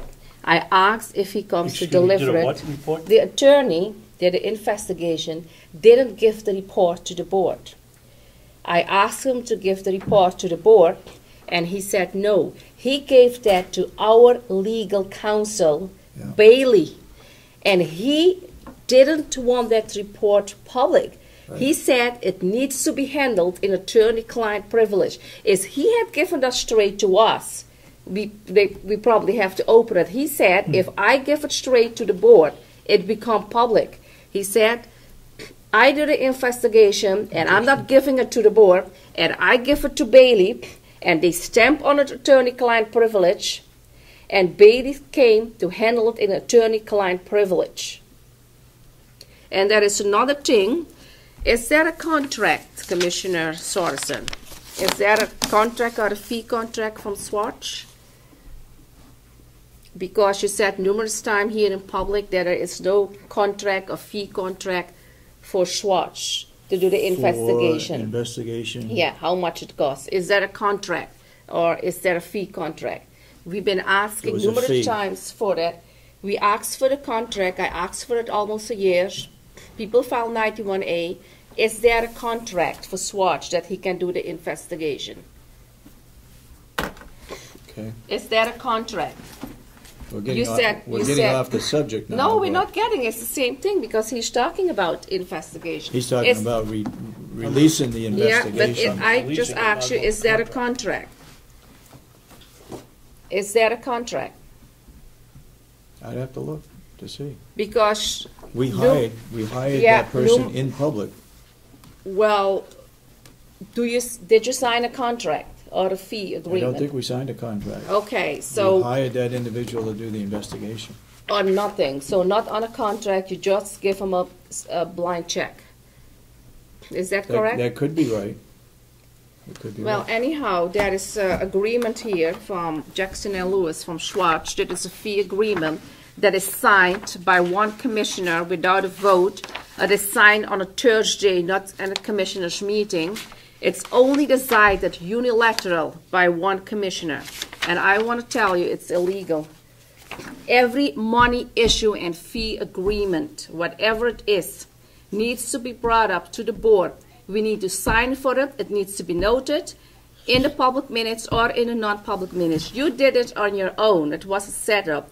You just hired him and you privately discuss what you're going to pay him with taxpayers' money. This is totally illegal what you did, and here is the evidence. This should be looked into it. This is criminal. This is a misuse of funds. And it's $18,000 on your own what you decide to pay without a vote of the 80,000? board. 18. 18. And here it is. And here is your name. I think if you Please go, confirm an ending date of it, and you signed by yourself. that's right, as chairman. You signed, yeah, As chairman, yeah, you signed It by was- yourself. it was approved at a public meeting to hire that individual. If you recall, we interviewed 2 attorneys. Listen, this it's in is the a minutes. this is a contract. It's in the minutes that. No, this is a contract. You need to vote on the contract because I don't even agree with it. Did you see what you signed? The fee is subjected without change. Mhm. And that means one person in the office is getting like $400 an hour or whatever, and he getting like $250, and it is without the change. It is going up. That's why you wasted so much money. That's why they've been charging whatever they want. I would never agree with something like that. This is a waste of money what you did. The motion is to open up the minutes, the Investigation. summary of the investigation, not whether the contract was legal or not. Yeah, well, That's- if you have an illegal contract, you want to open something, it started already unlawful. And then you want to open something what came out what is unlawful. You'll find in the minutes that it was approved. So I will to find in the hire minutes that we have a Schwartz. contract. It was approved to hire Schwartz to investigate that particular issue. And how much do you going to How pay do you him? know how far an investigation is going to go? I'm talking about his fee agreement, what you signed. Yeah, No, I don't yeah. know. Yeah, I don't know You- what you- I don't know what he's going to do. But this is what you signed, what he can do. Yeah. That is what you Okay. ask him. End of You conversation did on that You issue. did it. Yeah. Now we're Of going to- course, you want to have end of conversation. We'll vote on whether we should release all of the investigations. Back how far? At least the 4 that we've talked about so much over the last 6 months. Okay. Again, I would say that I can't support it because of the recommendation from the attorneys saying that they should not be released. So I'll call for a vote. All those in support of releasing the investigations, at least the last 4. And what do you mean with the last 4? What are you talking about? Kenney versus So we Reed, have Perry. What's the name of the lady from the nursing home? Oh, One was Woodburn? at a nursing Woodburn, home. and what's the 4th one? There was another one, wasn't there? Maybe it's only 3. Yeah. Huh? The jail one, but that hasn't been, Yeah, there is a jail one from Perry, but there's another jail one. there is a jail one from the Perry. He's investigated, but the grievance was against the commissioners, and they've never been investigated. So you should be investigated too about a Perry, and we should have a report because you see how unfair it is. There are 2 grievances filed against the commissioners. They've been never investigated, and we have Commissioner Sorensen coming into Wakefield, my town, and he's just telling the people there, when the question was asked, no, we are not being investigated because we are decision makers. And that was wrong, because you want to investigate Kenney. I'm a decision maker too. So if we going to start the lease, when we have the other one from the jail, what is coming up, and Perry should be investigated too, there will be 2 reports, then we will see how that is going to be. I'm going to vote negative on the motion, mainly because of the attorney requesting that, or recommending that we not release any of these, and until that changes, and I've called the attorney at least twice, if not 3 times, to try to persuade her to recommend that we do release it, and she continues to recommend that we not release it. So to call for the vote, all those in support of the motion say aye. Aye. All those opposed say nay. Nay. Nay. So the vote doesn't carry. Thank you for at least seconding it, Mr. Chairman, so we could discuss it. Okay, you got anything else? One last thing about these discussion periods. I think they're very useful, but I think we ought to put a statement in the agenda. I thought that was the agenda, that says the discussion session will take place sometime during the commissioners' meeting, so that if we get a whole bunch of people in here for the public for an issue, we don't have to send them out in the hall for half an hour while we have a private discussion, or vice versa. Okay, so we won't set a time? Not set a on time, that? and make it flexible within Okay. within our agenda. Yeah, you can do that.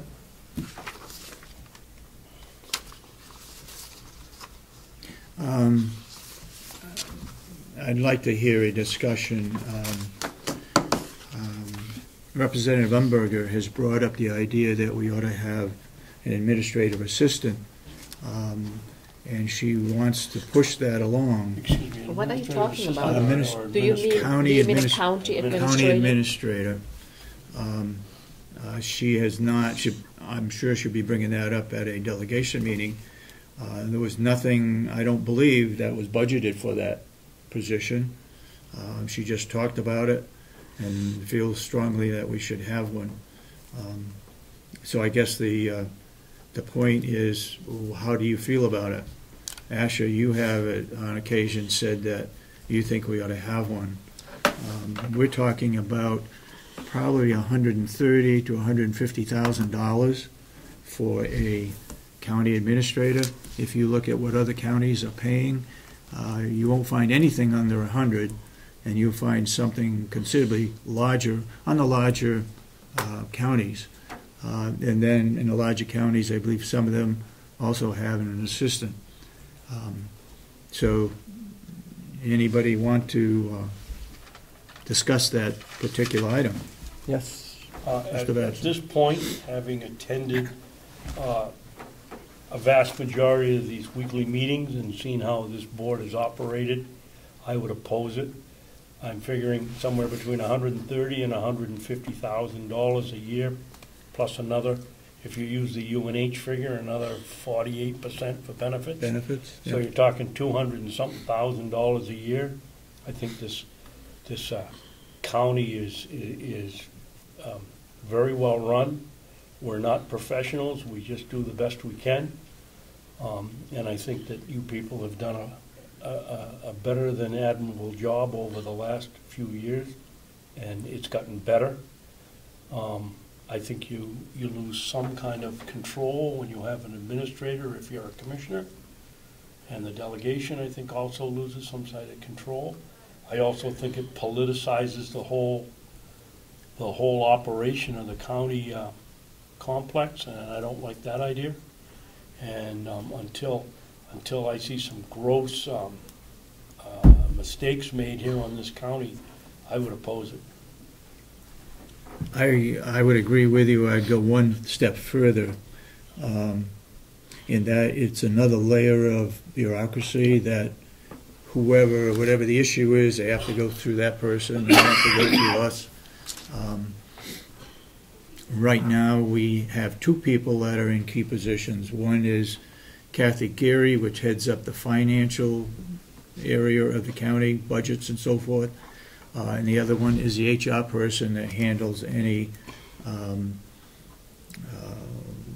disciplinary actions taken or any benefits, looks after new hires, orientates them and so forth.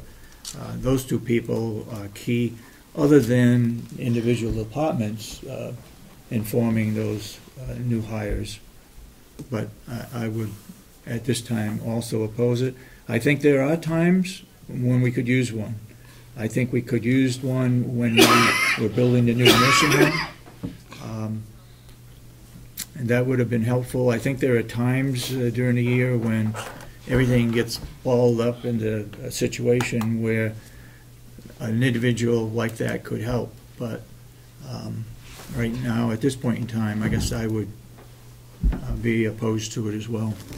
Well, I'm in favor of a county administrator, and I think in absence of the commissioners, that we have somebody oversee what is going on. And there are a lot of issues going on. And I think it is the first step to run the county in a professional way. I think we have Janice Sullivan. That is already one step in a good direction with her background. I don't know how much it's going to cost, but I think the county do need a county administrator. I have to do some research. I don't know if it costs $150,000, whatever you said.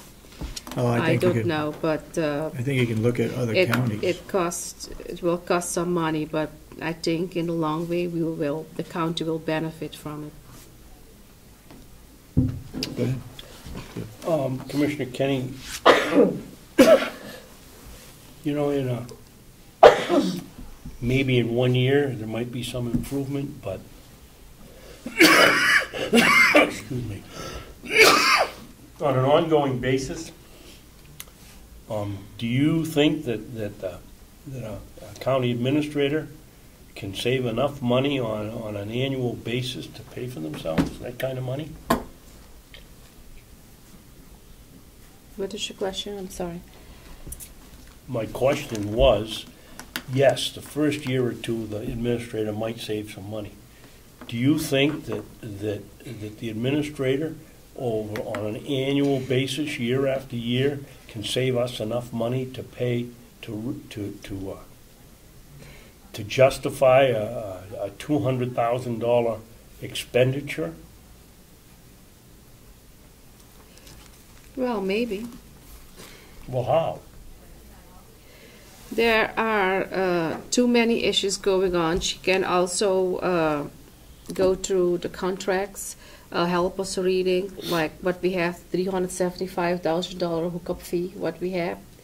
I think she can also advise with certain issues. If the department head said something, she can also go through all this budgeting. And she can give us recommendation. He or she can surely save some money for the county too. I guess my question would it be any different than what Kathy Geary does now as far as budgeting? Yeah, I think it would be different. In what way? I think she will oversee it, and she can look direct and do some more research in how we can handle things more efficient and how we can work on savings. You know, but she will be for county-wide, I mean for all the departments. It's not only for one department. Kathy Geary's for all of the departments. But I think if the county delegation approves the performance audit, that might show where efficiencies can be corrected, and they might, that audit might even say you need a county administrator. I guess I would wait to see what happens with that before we move in the direction of county administrator. How many counties have a county administrator? 8 out of the 10? Yeah, 9. 9 out of 10? I believe. We're the only one? I think we're the only, Courts has it? I county could be administrator? wrong, yes, but their county administrator was also the nursing home administrator. Collins. I think that Susan Collins was the nursing home administrator as well as the county administrator. She is now retired, and I'll bet you they will have to replace her with 2 people. There may be another county, now that I think of it. Either Sullivan or Cheshire. I believe one of those 2 don't have a county administrator. I could be wrong. Other things that we need to bring up in this session?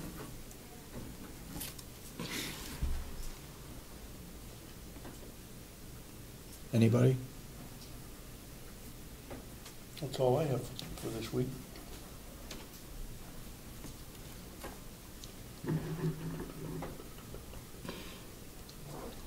How do you want to have the minutes? We have minutes from this work session. Do you want separate attached work sessions? Just general comments, 1, 2, 3, 4. Okay. Be fine, I So think. she doesn't have to like really write it all up? Well, if it's a motion, she has to put the motions in. Okay, so, okay, we'll just talk about it. Damon That had a work question session would I be- want to ask him. Yeah, go ahead, Damon. So, These are exceptions, not normally going to be handled this way, but go ahead. all right, thank you. We talked about whether or not the Attorney Schwartz was specifically hired at a meeting, or if you went and just sort of, there was a vote to hire an attorney and then you decided on Schwartz later. I'm just. It was just, I think you'll find in the minutes that we hired Schwartz, and as a result of hiring him, a contract was drawn up and I signed the contract. And who reviewed the contract and the fee agreement? So you agree you're paying him $1,000 an hour or That isn't- $100 an hour? Go ahead. Was it the minute? Was it it was signed on a Thursday? Was the meeting that prior Probably Wednesday, Okay. or it could have been the week before So I want to Wednesday. know when those minutes. I want to get those minutes Okay. and find out what it says. You But got- actually, We're this writing is- a 91A request for that, Mr. well, it should be a Steer, or- public. It should be a public. That should be public record. That minutes. should be in a The public minutes minutes. are down, so- and Laurie has a big folder of which you can Right. look up yourself. That's what I'm It's going in to that. do. If Okay. any contract, you have a fee agreement, money issues, needs to come by the board. I never saw this contract. I never saw it. But does actually not have a point that the board should see the contract The before board it's should, signed? and even if I'm against it or I voted, one single commissioner has no authority. And if a single commissioner is just signing contracts, it's illegal, it's invalid. I would not have signed a contract if it hadn't been approved by the board. It's Right. not the contract, it's not Well, the approved by the concept of board. hiring Where is it Schwartz- All then? right, Oh, okay, sorry. all right. The concept of hiring Schwartz was approved by the board, but the actual terms of the contract were not, because They the s- other commissioners had not seen the contract. Right. Nobody I had signed the seen it. contract. It was a grievance filed and it was spoken, they were going to have an attorney look into it. That's it. By name. But then we need a contract. And then, so how did we do the nursing home harder? We said we're going to let someone look in it, an attorney, and that was done right. Because it was reviewed by attorney, and did you see that? Harder called me, the investigative attorney, and Bailey talked with us many times. They were not going to do the investigation if the contract was not reviewed by the whole board and signed by the whole board. We needed to agree, Do you have any? at least if you have a anything else? majority of the commissioners, you need I had to. another one that I had.